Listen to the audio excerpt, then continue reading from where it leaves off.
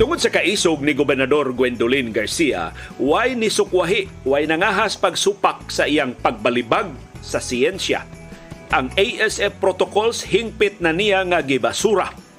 Ang Bureau of Animal Industry labihan nagyong hiluma nangahadlok in taon nga mapun-an pang ilang kiha. Og imbes magdaog buot ang Departamento sa Agrikultura, ang ilang regional director si Angel Enriquez labihan naman hinuong sipsipa. Niapil naman hinuong question sa ilang kaugalingong mga polisiya. Murag tuan na gyud sa Kapitolyo sa Sugbo, nakapusta. Pero nasakripisyo ang mga negosyante o baboy. Ilang halin sa ubang mga probinsya nagsugmoy. Kay ilang shipments gibalibaran sa way kukaluoy. Sa mga pantalan sa ubang probinsya daan gisakmit na nga nagsugmoy, nagminghoy. Kay samtang mo insister si Gobernador Garcia nga way AS